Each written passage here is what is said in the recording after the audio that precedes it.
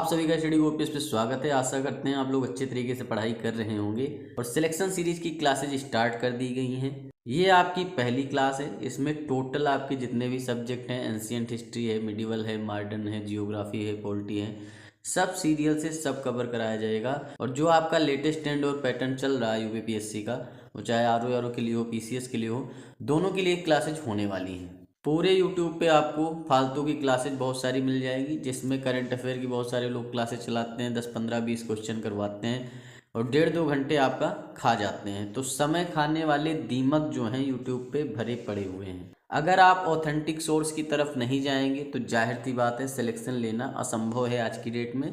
Authentic source पे जाने के साथ साथ में आपको बढ़िया तरीके से समय देना होगा।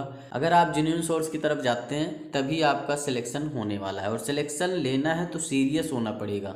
बिना सीरियस हुए आप सिलेक्शन नहीं ले सकते हैं। समय आपको 6 महीने, साल भर, 2 साल, 5 साल दे दिया जाए, सिलेक्शन नहीं ले सकते हैं अगर आप सीरियस नहीं हैं तब।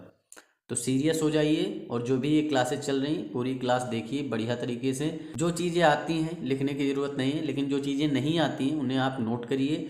नोट करके लगातार रिवीजन करिए, प्रैक्टिस करिए। एक वीडियो आपका 50 क्वेश्चन का होगा, क्योंकि ज़्यादा क्वेश्चन आप लगाएंगे बोर होंगे। इससे अच्छा ही 50 क्वेश्चन ही लगाएं, लेकिन अच्छे से लगाएं, अच्छे से करें और अच्छे से रिवीजन और प्रैक्टिस करें उन क्वेश्चन की। वो ज़्यादा बेटर है कि आप 100 क्वेश्चन, 200 क्वेश्चन आप देख लेते हैं वीडियो, लेकिन वो चीज़ें आपके अंदर नहीं आती तो उसका कोई मतलब है नहीं। एंशिएंट हिस्ट्री से हम स्टार्ट कर रहे हैं। Medieval, modern, geography, polity, economy, सब सीरियल से आपकी क्लासेज आएंगी और टोटल लेटेस्ट ट्रेंड और पैटर्न के हिसाब से क्वेश्चन आंसर सेट किए गए हैं। तो चलिए स्टार्ट करते हैं बिना आपका टाइम वेस्ट किए, बिना किसी देरी के। देखिए पहला क्वेश्चन क्या है कि निम्नलिखित कथनों पर विचार कीजिए। पहला क्या है कि कृषि का आविष्कार मध्य पाषाण काल में हुआ था। तो ये बात आपको कहाँ तक जायज लगती है कि भाई कृषि का आविष्कार मध्य पाषाण काल में हुआ था? ये एकदम गलत बात है। आपको पता है कृषि का आविष्कार कब हुआ था? नवपाषाण काल में हुआ था। तो पहला आपका जो कथन है ये पूरी तरीके से रॉन्ग हो गया। दूसरा आपका कथन क्या है? कृषि के लिए अपनाई गई सबसे प्राचीन फसल गेहूं और जौ थी। दूसरा कथन आपका एकदम सही है, तो ये आपका सही हो जाएगा। तो केवल 2, बी आपका राइट आंसर हो जाएगा। देखिए 3 तरह के आपके पाषाण काल होते हैं, पुरा पाषाण काल, मध्य पाषाण काल और नवपाषाण काल। पाषाण काल नाम ही क्यों पड़ा? क्योंकि भाई आदि मानव जो थे वो पत्थरों से बने औजारों का प्रयोग करते थे। पुरा पाषाण काल में जो औजार प्रयोग करते थे पत्थरों का, वो थोड़ा आर्डिनरी थे, मतलब साधारण थे। उसमें ज़्यादा ये अपना नुकीलापन वगैरह नहीं होता था। तो बी आपका राइट आंसर हो जाएगा। अब देखिए दूसरा क्वेश्चन क्या है कि निम्नलिखित कथनों पर विचार कीजिए। अब ऐसे ही क्वेश्चन आपको देखने को मिलेंगे, वो चाहे आपका आरओ का पेपर हो, पीसीएस का पेपर हो, या जो भी आपके बड़े एग्जाम होते हैं उनमें सब इसी तरह के क्वेश्चन आते हैं। देखिए पहला कथन क्या है कि इनाम गांव ताम्रपाषाण युग की एक बड़ी बस्ती थी। इसका संबंध जोरवे संस्कृति से है। ये 2 कथन आपको दे रखे हैं। तो इनाम गांव क्या है? एक ताम्रपाषाण युग की बस्ती, एकदम सही बात है। इनाम गांव ताम्रपाषाणिक बस्ती है। ताम्रपाषाणिक का मतलब क्या होता है कि जो आपका पुरा पाषाण काल था, मध्य पाषाण काल था, नवपाषाण काल था। तो नवपाषाण काल के बाद का जो काल था उसे हम ताम्रपाषाण काल कहते हैं। तीनों पाषाण काल जो हैं उनका टाइम पीरियड क्या होता है वो अभी आगे क्वेश्चन में चर्चा हम कर देंगे। तो ताम्रपाषाण युग जो आता है वो आपका नवपाषाण युग के बाद आता है। और इनाम गांव क्या है? एक ताम्रपाषाण युग की एक बड़ी बस्ती थी। एकदम सही है ये। इनाम गांव आपका कहाँ पड़ता है? ये आपका महाराष्ट्र में पड़ता है। और ज़्यादातर ताम्रपाषाण युग की जो बस्तियां हैं वो आपके महाराष्ट्र में पाई गई हैं। और महाराष्ट्र में भी अगर आप पूछेंगे तो पश्चिमी महाराष्ट्र में ज़्यादातर बस्तियां पाई गई हैं। इनाम गांव अगर पूछ ले कल को कि किस नदी के किनारे है, तो आप याद रखेंगे कि ये घोड़ नदी के किनारे है, घोड़ नदी के किनारे। इसका संबंध जोरवे संस्कृति से है। तो जोरवे संस्कृति का संबंध पूरी तरीके से ताम्रपाषाण काल युग की बस्तियों से है। तो ये भी आपका सही है। दोनों कथन आपके सत्य हो जाएंगे। जोरवे संस्कृति महाराष्ट्र में और मध्य प्रदेश में संयुक्त रूप से मिलती है। ज़्यादातर क्षेत्र आपका महाराष्ट्र में ही जोरवे संस्कृति का मिलता है। जोरवे संस्कृति ताम्रपाषाण युग की संस्कृति से संबंधित है।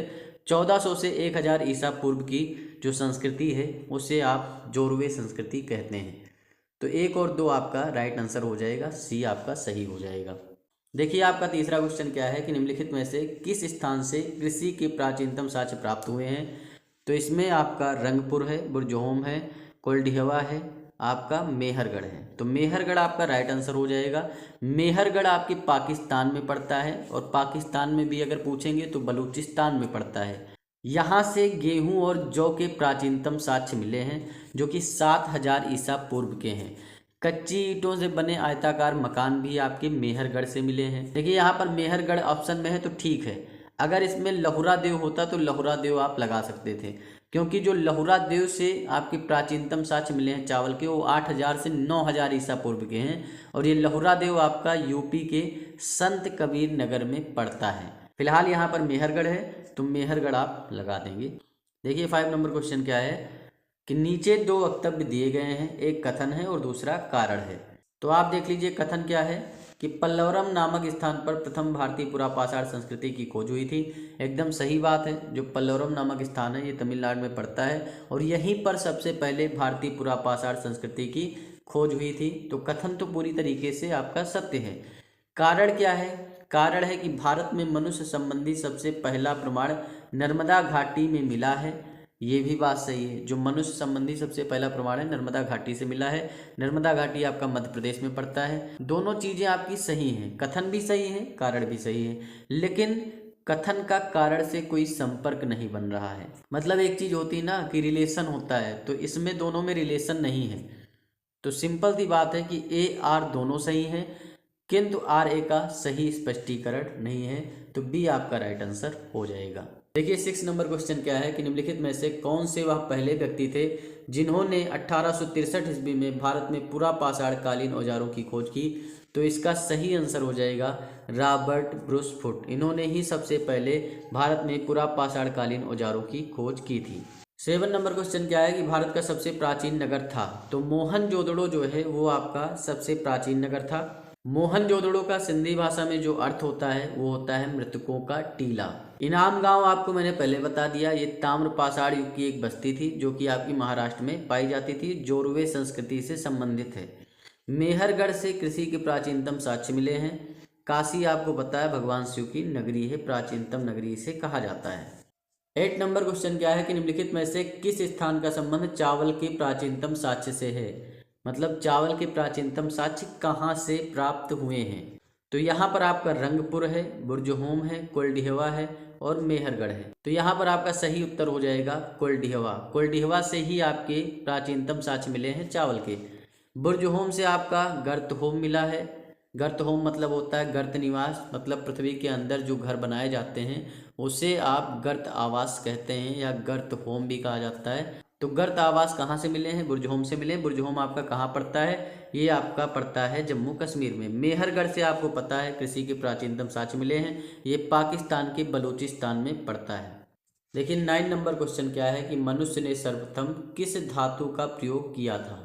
तो सबसे पहले जो मनुष्य ने प्रयोग किया वो कुल्हाड़ी का प्रयोग किया और जो कुल्हाड़ी बनी हुई थी वो तांबे की बनी थी। सी आपका राइट आंसर हो जाएगा। इसका साक्ष्य मिलता है अतिरम पक्कम से, तो सी आपका राइट आंसर हो जाएगा। 10 नंबर क्वेश्चन क्या है कि निम्नलिखित युग्मों में से कौन सा सही सुमेलित है।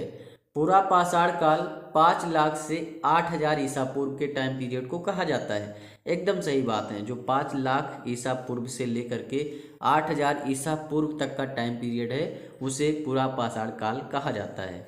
वहीं मध्यपाषाण काल आपका 8000 ईसा पूर्व से लेकर के 4000 ईसा पूर्व तक का जो टाइम पीरियड है उसे मध्यपाषाण काल कहा जाता है। एकदम सही बात है, ये भी सही है, ये भी सही है। नवपाषाण काल आपका 4000 ईसा पूर्व से लेकर के 1800 ईसा पूर्व को कहा जाता है, ये भी सही है। मतलब तीनों सही हैं। तो आपका राइट आंसर हो जाएगा 1, 2 एंड 3, डी आपका राइट आंसर हो जाएगा। अब यहाँ आप एक चीज़ और समझ सकते हैं कि पुरापाषाण काल, मध्यपाषाण काल, नवपाषाण काल, इसके बाद में आएगा ताम्रपाषाण काल। तो कभी कभी सीरियल में लगाने को भी दे देते हैं, तो ये चीज़ आप ध्यान रखेंगे। आग का आविष्कार आपका कब हुआ? तो पुरापाषाण काल में ही आग का आविष्कार हो गया था। पहिए का आविष्कार और कृषि का आविष्कार आपके नवपाषाण काल में होता है। 11 नंबर क्वेश्चन क्या है कि आग का आविष्कार किस काल में हुआ। तो बहुत ही सिंपल है, पुरापाषाण काल में आपका आग का आविष्कार हुआ था। वहीं कृषि का आविष्कार कह लो या पहिए का आविष्कार कह लो, वो नवपाषाण काल में हुआ था। तो राइट आंसर यहाँ पर आपका जो 11 नंबर क्वेश्चन है इसका पुरापाषाण काल आंसर हो जाएगा। अब देखिए 12 नंबर क्वेश्चन है कि नीचे 2 वक्तव्य दिए गए हैं, एक कथन है और दूसरा कारण है। तो कथन क्या है कि मानव सभ्यता के विकास में पाषाणों का बहुत महत्व रहा है। एकदम सही बात है भाई। जितने भी आपके पाषाण काल हैं, वो चाहे पूरा पाषाण काल हो, मध्य पाषाण काल हो या नव पाषाण काल हो, टोटल पाषाणों पर ही मानव सभ्यता का विकास हुआ है। गुफा में रहते थे, वो भी पाषाण का बना हुआ था। हथियार यूज करते थे, वो भी आपके पाषाणों के यानी पत्थरों के बने हुए होते थे। लेखन क्षमता का विकास करते थे, चित्रकारी करते थे, वो भी गुफा के ऊपर करते थे। जो भी बर्तन वगैरह प्रयोग करते थे, वो भी पत्थरों के होते थे। तो टोटल पत्थरों से ही जुड़ा इतिहास रहा है मानव सभ्यता का। तो कथन तो फिलहाल आपका सही है कि मानव सभ्यता के विकास में पाषाणों का बहुत महत्व रहा है, कथन सही है। कारण क्या है कि सर्वप्रथम समस्त औजार, हथियार, आश्रय मानव ने पाषाणों से ही प्राप्त किए। तो ये भी बात सही, मैंने समझा ही दिया कि भाई औजार ले लो, वो भी पत्थरों के, हथियार, आश्रय यानी आवास भी, सब कुछ आपका पाषाणों से ही निर्मित था। तो कथन कारण सही है। देखिए यहाँ पर राइट आंसर हो जाएगा ए तथा आर दोनों सही हैं और ए का सही स्पष्टीकरण आर है।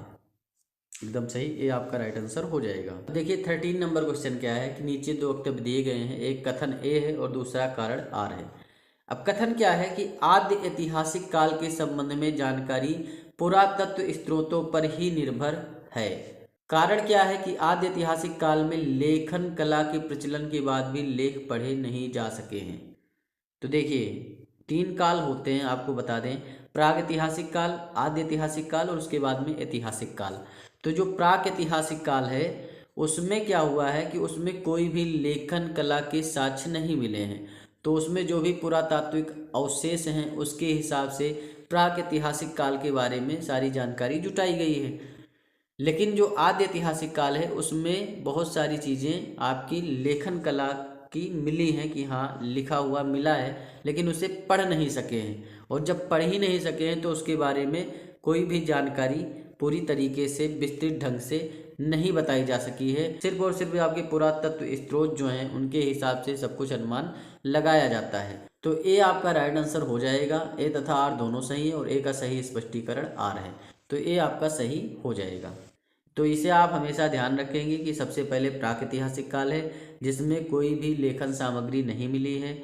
आद्य ऐतिहासिक काल में लेखन सामग्री मिली है लेकिन उसे पढ़ा नहीं जा सका है। और जो आपका ऐतिहासिक काल है वो तो आपको पता ही है कि उसमें सब कुछ पढ़ा जा सका है। जेम्स प्रिंसेप ने अशोक के शिलालेखों को पढ़ा, सारी चीज़ें पढ़ी, तो उसे ऐतिहासिक काल में रखा जाता है। 14 नंबर क्वेश्चन आपका है कि निम्नलिखित कथनों पर विचार कीजिए। पहला कथन क्या है कि भाई पृथ्वी की उत्पत्ति 100 अरब वर्ष प्राचीन मानी जाती है। ठीक है। दूसरा कथन क्या है कि प्राग ऐतिहासिक काल को वैज्ञानिक शब्दावली में प्लास्टोसिन या अभिनूतन युग कहा गया है। देखिए पृथ्वी की जो उत्पत्ति हुई है वो 100 अरब वर्ष प्राचीन नहीं है, ये आपकी 4 अरब वर्ष प्राचीन है। तो पहला कथन पूरी तरीके से असत्य है। पृथ्वी की उत्पत्ति की जब भी बात आएगी तो इतना आपको ध्यान रखना है कि भाई 4 अरब वर्ष प्राचीन ही है। पृथ्वी की उत्पत्ति के बहुत समय के बाद में जीवों की उत्पत्ति होती है। मानव की उत्पत्ति की बात करें तो भाई 20 लाख वर्ष पूर्व मानव की उत्पत्ति होती है। और ज्ञानी मानव की बात करेंगे जिसे कहते हैं होमोसेपियंस, उसकी उत्पत्ति 30 से 40 हजार वर्ष पूर्व मानी जाती है। तो फिलहाल पृथ्वी की उत्पत्ति 4 अरब वर्ष प्राचीन मानी जाती है, मानव की उत्पत्ति 20 लाख वर्ष पूर्व और ज्ञानी मानव की 30 से 40 हजार वर्ष पूर्व। तो पहला वाला जो कथन आपका है ये पूरी तरीके से गलत है। दूसरा क्या है, प्रागैतिहासिक काल को वैज्ञानिक शब्दावली में प्लास्टोसिन या अभिनूतन युग कहा जाता है, ये एकदम सही बात है। केवल यहाँ पर 2 आपका राइट आंसर हो जाएगा, बी सही हो जाएगा। अब देखिए 15 नंबर क्वेश्चन क्या है कि प्रागैतिहासिक काल के संदर्भ में निम्नलिखित कथनों पर विचार कीजिए। पहला कथन क्या है कि इस काल के लिखित विवरण उपलब्ध नहीं है। तो जाहिर सी बात है, मैंने कितनी बार बता दिया कि भाई प्रागैतिहासिक काल का कोई भी लिखित विवरण नहीं उपलब्ध है। सिर्फ और सिर्फ जो आपके पुरातात्विक अवशेष हैं वो चाहे पाषाण से बने उपकरण हों, मिट्टी के बने बर्तन हों, ये सारी चीज़ें जो हैं इन्हीं से पता चलता है कि प्रागैतिहासिक काल में क्या हुआ था, उससे थोड़ा बहुत जानकारी जुटाई जाती है। तो पहला कथन पूरी तरीके से क्या है, सही है। इस काल के लिखित विवरण उपलब्ध नहीं है, तो पहला तो आपका सही है। दूसरा कथन क्या है कि इस काल के बारे में जानकारी केवल पुरातात्विक स्रोतों से मिलती है, ये भी सही है। तो 1 और 2 दोनों सही हैं। भाई इसी तरह के क्वेश्चन आएंगे आर ओ में, पीसीएस में भी इसी तरीके के क्वेश्चन आएंगे। आपको अपना दिमाग थोड़ा वास्ट करना पड़ेगा, बढ़ाना पड़ेगा, सोचने का आपका तरीका और सलीका बढ़ाएंगे तभी जाके आप सिलेक्शन ले पाएंगे। देखिए जो लोग डीपीएस प्रोग्राम ज्वाइन करना चाहते हैं, डीपीएस प्रोग्राम हमारा आर ओ के लिए स्पेशल है। प्री प्लस मेंस दोनों की तैयारी उसमें करवाएंगे। 100 प्रैक्टिस सेट पहली बात तो उसमें दी जाएंगी, 100 एमए भी दिया जाएगा। साथ में आपको जो भी क्लासेज हो रही हैं इसकी पीडीएफ भी वहीं पर मिलेगी आपको। साथ में आपको क्विज ग्रुप भी प्रोवाइड करवाया जाएगा। तो ये सारी चीज़ें आपको टोटल 299 रुपीज़ में मिलेंगी। तो जो लोग डीपीएस प्रोग्राम ज्वाइन करना चाहते हैं वो हमारे इस व्हाट्सएप नंबर पे मैसेज कर सकते हैं। देखिए डीपीएस प्रोग्राम में स्टडी मटेरियल तो हम प्रोवाइड ही करवाते हैं, साथ में आपको बहुत ज़्यादा गाइडेंस भी मिलती है कि हाँ भाई अब ये पढ़ना है, इस तरीके से पढ़ना है, सारी चीज़ें आपको बढ़िया तरीके से बताई जाती हैं। तो सिलेक्शन श्योरिटी के साथ चाहिए तो भाई डीपीएस प्रोग्राम आप ज्वाइन कर लीजिए। तो जो लोग डीपीएस प्रोग्राम ज्वाइन करना चाहते हैं हमारे इस व्हाट्सएप नंबर पर मैसेज कर सकते हैं। तो 16 नंबर क्वेश्चन आपका क्या है कि निम्नलिखित कथनों पर विचार कीजिए। पहला क्या है कि 5 लाख वर्ष ईसा पूर्व से 8000 ईसा पूर्व तक की अवधि को नवपाषाण काल कहा जाता है। तो भाई एकदम गलत बात है। नवपाषाण काल आपको पता है, मैंने पीछे भी बता दिया कि जो 8000 ईसा पूर्व से 4000 ईसा पूर्व का टाइम पीरियड है उसे ही नवपाषाण काल कहा जाता है।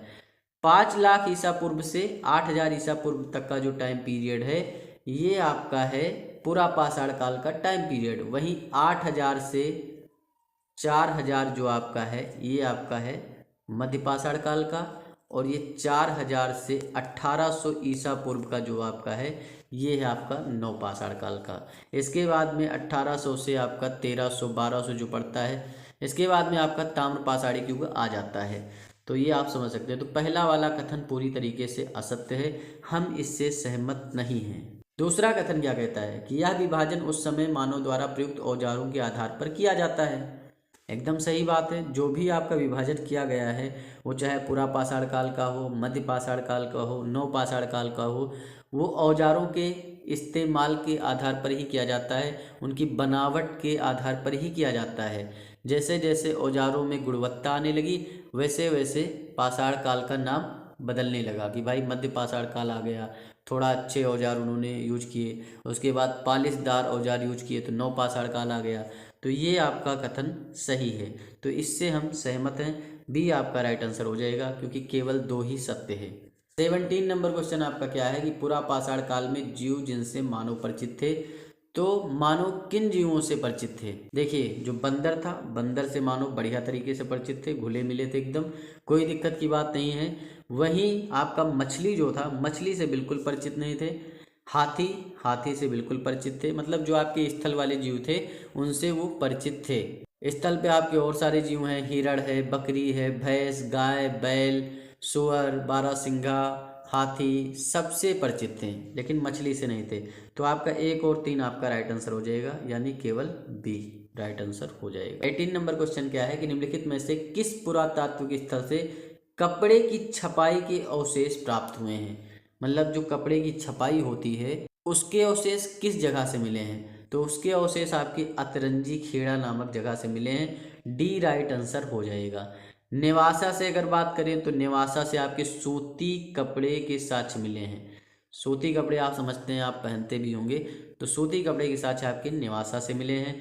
कोल्डिहवा से आपको पता है कि प्रथम चावल के साक्ष्य यहीं से मिले हैं। ठीक, जखेड़ा से लोहे की हंसिया मिली है। लोहे की हंसिया जो आप देखते हैं वो गांव वाँव में होता है ना, बरसीन वगैरह काटी जाती है और आपका बाजरा काटा जाता है, बहुत सारी चीज़ें उससे काटी जाती हैं, तो वो लोहे का हंसिया जखेड़ा से मिला है। कुदाल भी मिली है यहाँ से जखेड़ा से। तांबे की चूड़ियाँ भी मिली हैं, तो जखेड़ा से काफ़ी ज़्यादा चीज़ें मिली हैं। फिलहाल अतरंजी खेड़ा से कपड़े की छपाई के अवशेष प्राप्त हुए हैं। देखिए 19 नंबर क्वेश्चन क्या है कि पुरापाषाण कालीन स्थल भीमबेटका निम्नलिखित में से किस राज्य में स्थित है। मतलब जो भीमबेटका है वो कहाँ स्थित है, तो भीमबेटका आपका मध्य प्रदेश में स्थित है। भीमबेटका की गुफाओं में आपकी चित्रकारी काफ़ी ज़्यादा है, और कभी भी पूछ लें कि भीमबेटका की गुफाएं किससे संबंधित हैं, तो भाई पुरापाषाण काल से संबंधित है। कभी भी नवपाषाण काल या मध्यपाषाण काल मत लगा देना, भीमबेटका की गुफाएं पुरापाषाण कालीन स्थल है। देखिए अच्छी तरीके से घोल की चीज़ों को पढ़ेंगे ना, एकदम अंदर तक डीपली समझ करके, तो आपका क्वेश्चन गलत ही नहीं होगा। सिलेक्शन की श्योरिटी आपकी, बढ़िया तरीके से पढ़िए बस। अब देखिए 20 नंबर क्वेश्चन क्या है कि पुरा पाषाण काल के संदर्भ में निम्नलिखित कथनों पर विचार कीजिए। पहला कथन क्या है कि इस काल के मानवों को चमकीले पत्थर के मानव भी कहा गया है। ये एकदम सही बात है। जो आपके पुरा पाषाण काल के मानव थे उन्हें चमकीले पत्थर के मानव कहा जाता था, और इसका कारण सिर्फ इतना सा था कि भाई अधिकतर जो आपके अवशेष मिले हैं वहाँ से वो चमकीले पत्थर से निर्मित जो उपकरण हैं, हथियार हैं, वो मिले हैं, इसीलिए इन्हें चमकीले पत्थर के मानव कहा जाता है। इस काल के मानव ने कृषि करना सीख लिया था। दूसरा कथन आपका एकदम गलत है, क्योंकि जो कृषि करना सीखा है मानव ने वो नवपाषाण युग में सीखा है। तो सिर्फ और सिर्फ आपका एक सही है, तो केवल एक आपके ए में है, तो ए आपका राइट आंसर हो जाएगा। 21 नंबर क्वेश्चन क्या है कि निम्नलिखित कथनों पर विचार कीजिए। पहला क्या है कि दक्षिण भारत से हमें पुरा पाषाण युगीन बस्तियों के कोई साक्ष्य प्राप्त नहीं हुए। ये बहुत ही गलत बात बोल रहे हैं, ऐसा नहीं है। जो पुरा पाषाण युगीन बस्तियां हैं वो दक्षिण भारत से भी मिली हैं। तो दक्षिण भारत से कहाँ कहाँ बस्तियां मिली हैं ये आपको जानना जरूरी है। जो कृष्णा नदी है, कृष्णा नदी की सहायक नदियां बहुत सारी हैं, तो उनके तट पर बहुत सारी पुरा पाषाण युगीन बस्तियां मिली हैं। वो चाहे बागलकोट हो, पेनियार हो, गुड्डियम हो, ये आपकी पुरा पाषाण युगीन बस्तियां हैं जो कि दक्षिण भारत में पाई गई हैं। तो पहला आपका पूरी तरीके से कथन गलत हो जाएगा, क्योंकि हमें पुरा पाषाण युगीन बस्तियां दक्षिण भारत से मिली हैं, बागलकोट, पेनियार, गुड्डियम। वहीं दूसरा आपका कथन क्या है कि बंगाल में दामोदर नदी के तट पर पुरा पाषाणीय अवशेष मिले हैं। तो ये आपका पूरी तरीके से सत्य है।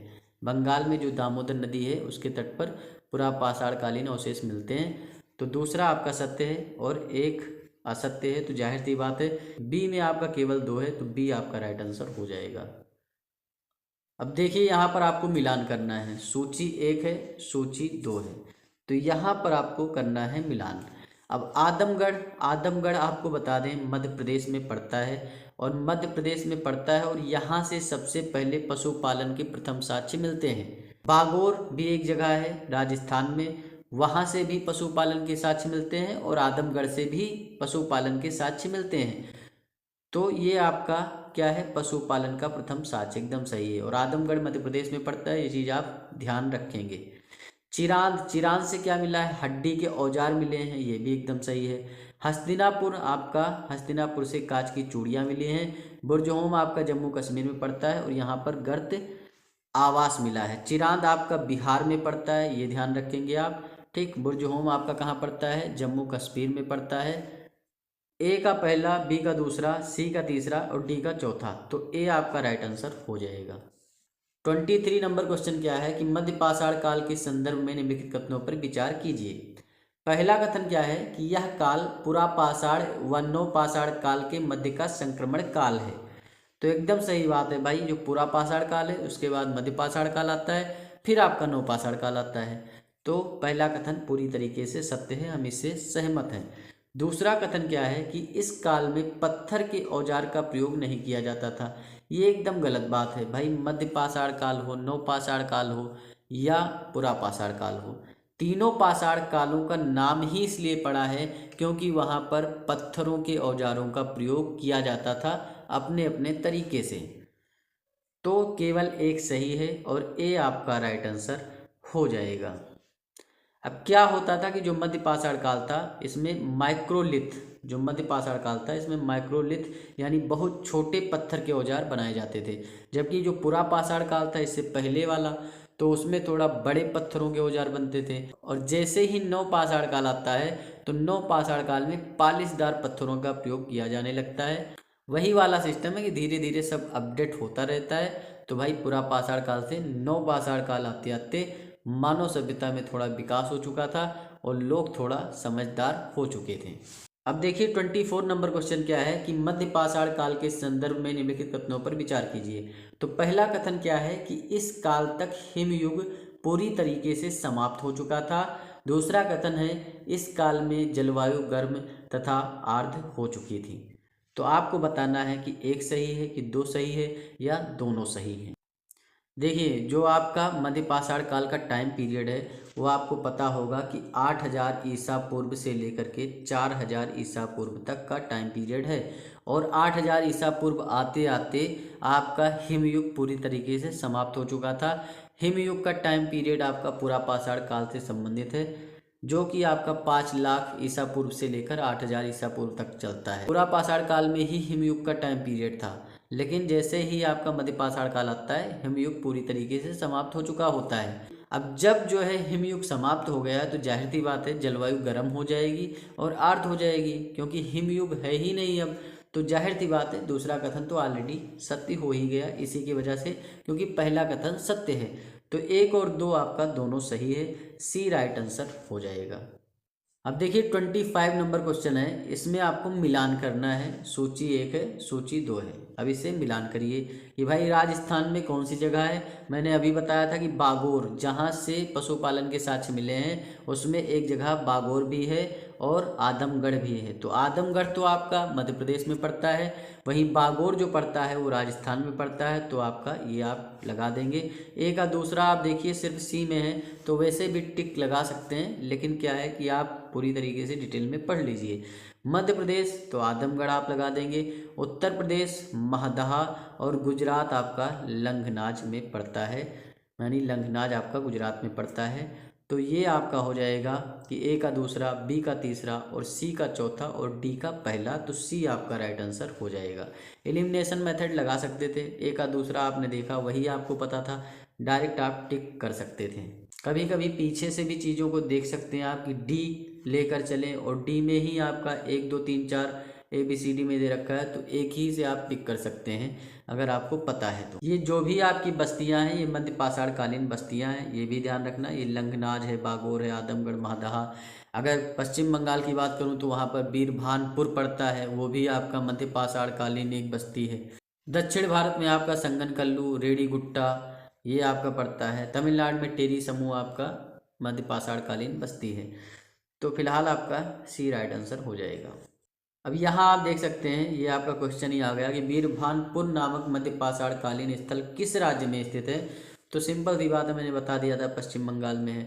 उत्तर प्रदेश में आपका महदहा है, ठीक। और मध्य प्रदेश में अगर मैं बात करूँ तो आपका आदमगढ़ है। राजस्थान में आपका क्या पड़ता है, तो राजस्थान में बागोर पड़ता है। बीरभानपुर आपका पश्चिम बंगाल में पड़ेगा। 27 नंबर क्वेश्चन क्या है कि निम्नलिखित कथनों पर विचार कीजिए। सराय नाहर राय से पशुओं की अर्जली हड्डियां मिली हैं। सराय नाहर राय आपका यूपी में पड़ता है और यहाँ से पशुओं की अर्जली हड्डी मिली है, एकदम सही बात है।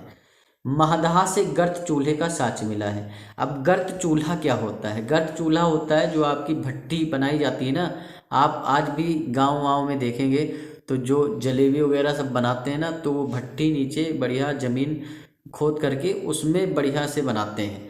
तो उसी तरीके का चूल्हा होता है, मतलब पृथ्वी को नीचे से खोद करके जो चूल्हा बनता है। वैसे तो एक चूल्हा आप मिट्टी का देखते होंगे गांव में बनता है, वो ऊपर रखा जाता है, लेकिन ये पृथ्वी को खोद कर बनाते हैं, तो इसे गर्त चूल्हा कहा जाता है। तो ये महदहा से मिला है। महदहा आपका यूपी में पड़ता है। सिलबट्टा भी मिला है महदहा से, ये चीज़ याद रखना। सिलबट्टा जो होता है उस पर आपका हल्दी हो गया, नमक मिर्च हो गया, या आपका धनिया हो गया, जितने भी मसाले होते हैं सब पीसे जाते थे। पहले क्या था, पहले कोई बजाज या प्रेस्टीज का मिक्सर ग्राइंडर नहीं था कि उससे जो है पीसा जाता था, भाई सिलबट्टा ही था, उसी से पीसते थे। तो महदहा से वो चीज़ मिली है, सिलबट्टा।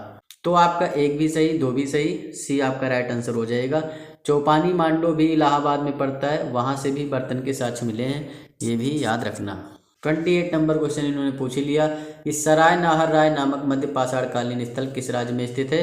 तो ये आपको पता है उत्तर प्रदेश में स्थित है। और ये सारी चीज़ें जो आपकी हैं कि भाई क्वेश्चन आंसर के माध्यम से आपको बढ़िया तरीके से पढ़ाया जा रहा है, तो वीडियो को ज़्यादा से ज़्यादा शेयर करना लोगों के पास, क्योंकि लोगों के पास पहुँचेगा उनका भला होगा, उनका भला होगा तो आपका भी भला होगा, और जब आप दोनों का भला होगा तो मेरा भी भला होगा। जाहिर सी बात है, इसमें क्या ही बताना है। 29 नंबर क्वेश्चन क्या है कि नवपाषाण काल के संदर्भ में निम्नलिखित कथनों पर विचार कीजिए। इस काल में पॉलिशदार औजार प्राप्त होते हैं। सही बात है भाई, पॉलिशदार औजार प्राप्त होते हैं। मैंने पहले ही बता दिया कि धीरे धीरे जो आपके औजार थे, पहले क्या था कि हाँ ऐसे इन्होंने पत्थर उठाया और उसका औजार बना लिया, लेकिन फिर उन्होंने सोचा यार थोड़ा सा नुकीला करते हैं, तो मध्य पाषाण काल आ गया, तो उस पर थोड़ा सा डिजाइन किया और थोड़ा माइक्रोलिथ किया, मतलब पहले जो बड़े बड़े पत्थरों से हथियार बनाते थे, फिर उन्होंने छोटे छोटे पत्थरों से हथियार बनाना चालू किया। उसके बाद जैसे जैसे चीज़ें बढ़ती गई तो इन्होंने कहा यार थोड़ा पालिशदार करना चाहिए, जिससे क्या हो, नुकीलापन हो, तो जो ये शिकार करते हैं हम ना, तो ऐसे मारे और जानवर ऐसे मर जाए। तो नवपाषाण काल में लोगों ने पालिशदार औजारों का प्रयोग करना चालू कर दिया था। सही है। दूसरा क्या है, इस काल में गांव में बसने वाली संस्कृतियों का उदय हो गया था। तो ये भी बात सही है, दोनों सही हैं, क्योंकि भाई धीरे धीरे गांव में लोग बसने लगे थे। पूरा पाषाण काल में टोटल आदिमानव थे, मतलब कुछ भी चेंज नहीं था, कपड़े भी नहीं पहनते थे, लेकिन नवपाषाण काल आते आते कपड़े भी पहनने लगे थे। तो सी आपका राइट आंसर हो जाएगा। देखिए, जब आप चीज़ों को कहानी के माध्यम से पढ़ते हैं ना, तो चीज़ें ज़्यादा लंबे समय तक याद रहती हैं। 30 नंबर क्वेश्चन देखिए, यहाँ पर क्या दे रखा है। यहाँ पर बताया गया है कि कौन सा सुमेलित नहीं, ये बताना है। सराय नाहर राय से स्तंभ गर्त के साक्ष्य मिले हैं, ठीक, तो ये आपका एकदम सही बात है। चौपानी मांडो जो है वहाँ से झोपड़ी के साक्ष्य मिलते हैं, इलाहाबाद में है, तो ये आपका सही है, दोनों सही हैं। आदमगढ़ से पशुपालन के साक्ष्य मिले, ये भी सही है। बागौर से सोने की बाली नहीं मिले, बागौर से आपका पशुपालन के साक्ष्य मिले हैं, और ये भी आपका राजस्थान में पड़ता है। तो यही आपका क्या है, सुमेलित नहीं है। तो राइट आंसर आपका कौन सा हो जाएगा भाई, डी हो जाएगा। बस यही करना है। 31 नंबर क्वेश्चन क्या है कि चालकोलिथिक युग के संदर्भ में निम्नलिखित कथनों पर विचार कीजिए। अब चालकोलिथिक को जो है हिंदी में ताम्रपाषाणिक युग कहते हैं।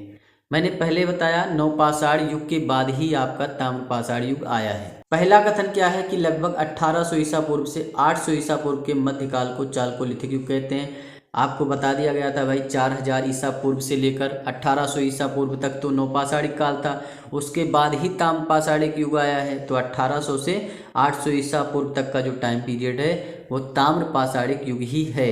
मतलब पहला कथन पूरी तरीके से सत्य है, और इसे चालकोलिथिक कहा जाता है इंग्लिश में। चालकोलिथिक के साथ साथ कहीं कहीं कैल्कोलिथिक अगर मिल जाए तो कंफ्यूज मत होना, वो भी ताम्रपाषाणिक युग का ही दूसरा नाम है, दूसरा क्या तीसरा कह लो। और चौथा नाम जो कहा जाता है महापाषाण काल भी कहा जाता है ताम्रपाषाण युग को। तो इसमें भी कंफ्यूज मत होना कि महापाषाण काल का टाइम पीरियड क्या है, तो बता देना कि भाई 1800 से 800 ईसा पूर्व है, इसमें क्या दिक्कत है। डरना नहीं क्वेश्चन से आपको। इस काल में भारत में सर्वप्रथम तांबे का उपयोग किया गया। तांबे का उपयोग सबसे पहले किया गया। देखिए, जब नाम ही ताम्रपाषाणिक युग है तो जाहिर सी बात है तांबे का प्रयोग किया गया है, तभी नाम पड़ा है। और ज़्यादातर जो आपकी चालकोलिथिक बस्तियां हैं वो महाराष्ट्र से मिली हैं। महाराष्ट्र में भी कहाँ, जैसे इनाम गांव है, देमाबाद है, ये सारी बस्तियां जो हैं ताम्रपाषाणिक युग की बस्तियां हैं। जोरवे संस्कृति ताम्रपाषाणिक युग से ही संबंधित है, ये चीज़ भी याद रखना। तो फिलहाल एक कथन भी सही है, दूसरा भी सही है, मतलब एक और दो दोनों सही है। सी आपका राइट आंसर हो जाएगा। अब यहाँ पर क्या करना है, मिलान करना है। देखिए, सराय नाहर राय, सराय नाहर राय से क्या मिली है, अधजली हड्डियों के साक्ष्य मिले हैं। बुर्जहोम से क्या मिला है, तो बुर्जहोम से आपके गर्त आवास के साक्ष्य मिले हैं। सराय नाहर राय आपका यूपी में पड़ता है, बुर्जहोम आपका कहाँ पड़ता है, ये जम्मू कश्मीर में पड़ता है। टेक्कल कोट से क्या मिला है, टेक्कल कोट से सोने की बाली मिली है। जैसा कि अभी आपने पिछले वाले क्वेश्चन में देखा था, तो उसमें बागौर में लगा दिया था कि हाँ सोने की बाली यहाँ से मिली है, तो नहीं, टेक्कल कोट से मिली है। उतनूरू से आपकी मिले हैं कपड़े के साक्ष्य। तो फिलहाल ए का आपका तीसरा है, तो ए का तीसरा सिर्फ बी में आ रहा है। आप पहले से भी टिक कर सकते थे, ऐसी बात नहीं, एलिमिनेशन मेथड लगा सकते थे। तो बी फिलहाल आपका राइट आंसर हो जाएगा। 33 नंबर क्वेश्चन क्या है कि निम्नलिखित में से किस संस्कृति का प्राचीन नाम ताम्रवती है। ताम्रवती किसे कहा जाता है, तो फिलहाल जो इसका राइट आंसर है वो आहार संस्कृति है। लेकिन क्यों है, इस पर भी बात कर लेते हैं, चर्चा कर लेते हैं। सबसे पहले आप मालवा संस्कृति के बारे में जानिए कि मालवा संस्कृति जो है 1700 से 1200 ईसा पूर्व की संस्कृति को कहा जाता है। ये एक ताम्रपाषाणिक युग की संस्कृति है। यहाँ से सर्वोत्कृष्ट के मृदभांड मिले हैं। वहीं अगर जोरवे संस्कृति की बात करूँ तो इसका टाइम पीरियड 1400 से 700 ईसा पूर्व का माना जाता है। महाराष्ट्र और मध्य प्रदेश में ये संस्कृति पूरी तरीके से विकसित हुई। काले रंग के मृदभांड यहाँ से मिले हैं, और 5 कमरों वाला जो मकान मिला है वो भी आपके जोरवे संस्कृति से मिला है। आहार संस्कृति जो है आपके, जिसे ताम्रवती भी कहा जाता है, 2100 से 1800 ईसा पूर्व का टाइम पीरियड माना जाता है। तांबे से निर्मित यहाँ उपकरण बहुत ज़्यादा मात्रा में मिले हैं, इसीलिए इसे ताम्रवती भी कहा जाता है। पत्थरों के घर यहाँ से मिले हैं। कायथा संस्कृति भी आपकी जो है वो ताम्र पाषाणिक संस्कृति है। फिलहाल जितनी भी ये संस्कृतियाँ हैं ये ताम्र पाषाणिक संस्कृति हैं, ये आपको याद रखना। कभी कभी आ जाता है, आपको बहुविकल्पीय क्वेश्चन बना करके दे देंगे कि हाँ ऐसा है, इसमें से आप बताइए कौन सी ताम्र पाषाणिक संस्कृति है, और उसमें मालवा दे देंगे, जोरवे दे देंगे और एक गलत दे देंगे। ठीक, उसके बाद बताएंगे 1 2 2 3। तो इस तरीके से आप समझ सकते हैं ये चारों संस्कृतियाँ आपकी क्या हैं, ताम्र पाषाणिक युग की संस्कृतियाँ हैं। 34 नंबर क्वेश्चन क्या है कि निम्नलिखित कथनों पर विचार कीजिए।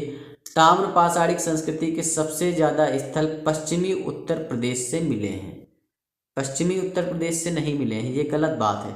पश्चिमी महाराष्ट्र से मिले हैं। तो पहला कथन पूरी तरीके से असत्य है, इसमें कोई भी सत्यता नहीं है और हम इस कथन से पूरी तरीके से असहमत हैं, डिसएग्री हैं। दूसरा कथन क्या है कि नौदा टोली के उत्खनन में सभी अनाजों के साक्ष्य मिले हैं। तो ये बात सही है भाई, नौदा टोली से आपके बहुत ज़्यादा अनाजों के साक्ष्य मिलते हैं, तो दूसरा कथन सही है। और 1 और 2 दोनों नहीं सही है, सिर्फ और सिर्फ केवल 2 सही है, तो बी आपका राइट आंसर हो जाएगा। अब यहाँ पर देखिए 35 नंबर क्वेश्चन क्या है कि नीचे 2 वक्तव्य दिए गए हैं, एक कथन है दूसरा कारण है। ठीक है, अच्छी बात है।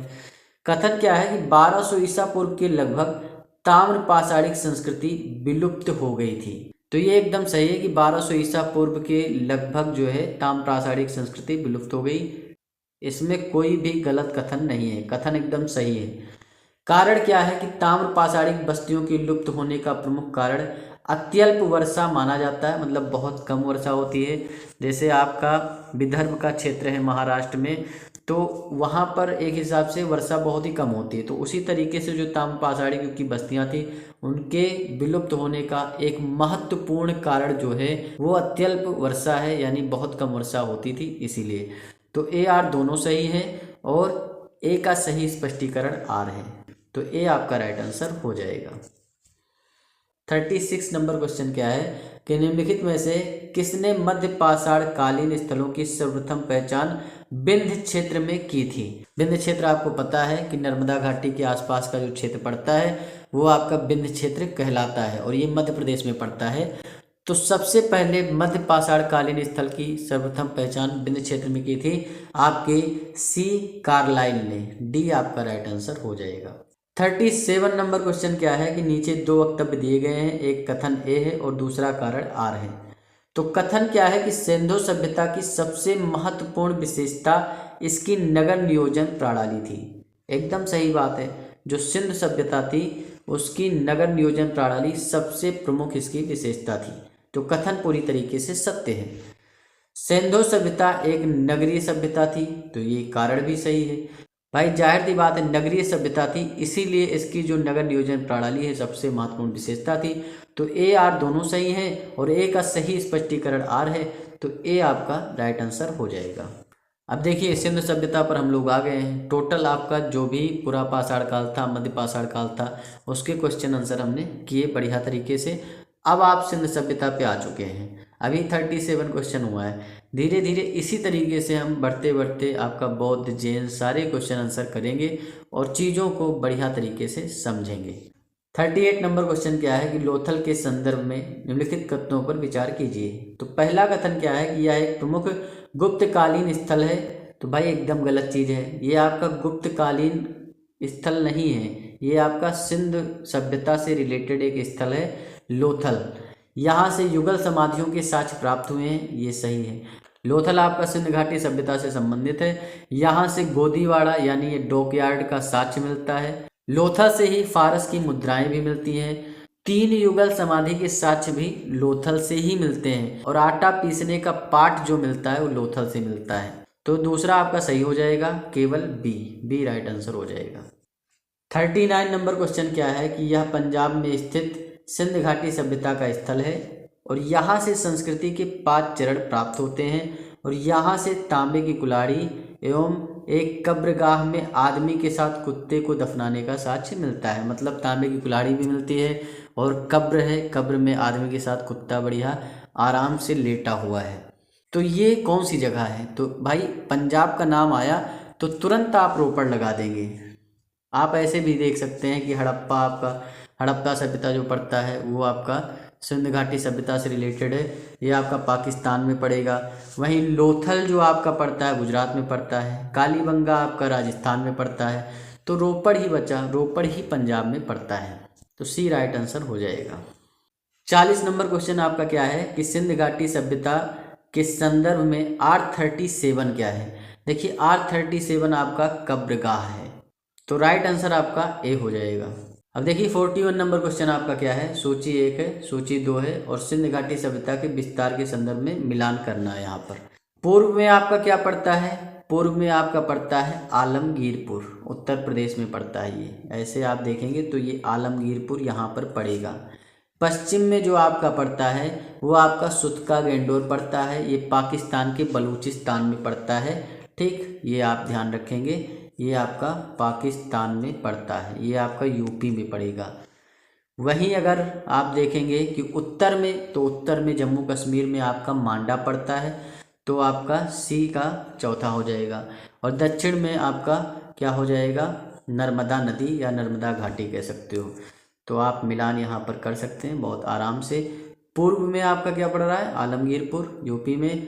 पश्चिम में आपका क्या पड़ रहा है? सुतका गेंडोर जो कि पाकिस्तान के बलूचिस्तान में पड़ता है। उत्तर में आपका मांडा जम्मू कश्मीर, दक्षिण में नर्मदा घाटी। तो ए का फिलहाल दूसरा हो जाएगा और सी में ही दूसरा है, बस आगे सोचना ही क्या है। अब देखिए 42 नंबर क्वेश्चन आपका क्या है कि सुतका गेंडोर के संदर्भ में निम्नलिखित कथनों पर विचार करिए। जो सुतका गेंडोर है इसके ऊपर अब आपको विचार करना है कि यह सिंध घाटी सभ्यता का दक्षिण में अंतिम बिंदु है। अभी आपने देखा, मैंने बात की कि भाई सुतका गेंडोर जो आपका है वो पाकिस्तान के बलूचिस्तान में पड़ता है, सिंध घाटी सभ्यता से जुड़ा हुआ एक स्थल है। तो आपका ये गलत हो जाएगा। यहाँ से एक किले का साक्ष्य मिला है जिसके चारों ओर रक्षा प्राचीर निर्मित है, ये एकदम सही बात है। जो सुतका गेंडोर है यहाँ से किले का साक्ष्य मिलता है और जिसके चारों ओर रक्षा की प्राचीर भी है। तो सुदूर पश्चिमी फिलहाल ये है और पाकिस्तान के बलूचिस्तान में पड़ता है, किले का साक्ष्य मिला है। केवल 2 यहाँ पर सही हो जाएगा, तो बी राइट आंसर हो जाएगा। देखिए अब आप समझिए जो चीज़ें आप पढ़ रहे हैं, अभी कल को क्वेश्चन ऐसा बना दे कि भाई सुतका गेंडोर कैसा स्थल है? मध्य पाषाण से संबंधित है, पुरा पाषाण से संबंधित है, सिंध घाटी सभ्यता से संबंधित है, या फिर आपका नव पाषाण से संबंधित है। तो सुतका गेंडोर आपको पता है कि भाई किससे संबंधित है? सिंध घाटी सभ्यता से संबंधित एक स्थल है और ये आपका पश्चिम में पड़ता है। तो इस तरीके से आप अपने दिमाग को बढ़ाएंगे तो जाहिर सी बात है सिलेक्शन पाएंगे। 43 नंबर क्वेश्चन क्या है कि निम्नलिखित में से किस सिंध सभ्यता स्थल से अलंकृत ईंटों के साक्ष्य मिले हैं? तो ये साक्ष्य आपके कालीबंगा से मिले हैं। कालीबंगा आपको पता है राजस्थान में पड़ता है, तो जाहिर सी बात है सी राइट आंसर हो जाएगा। 44 नंबर क्वेश्चन क्या है? निम्नलिखित में से किस स्थान का अर्थ मुर्दों का घर होता है? अब इसमें बहुत सारे लोग कहेंगे यार मुर्दों का घर बस मोहनजोदड़ो लगाएंगे। सही है भाई, गलत हो जाएगा भाई। मतलब मोहनजोदड़ो का जो सिंधी भाषा में अर्थ होता है मृतकों का टीला होता है।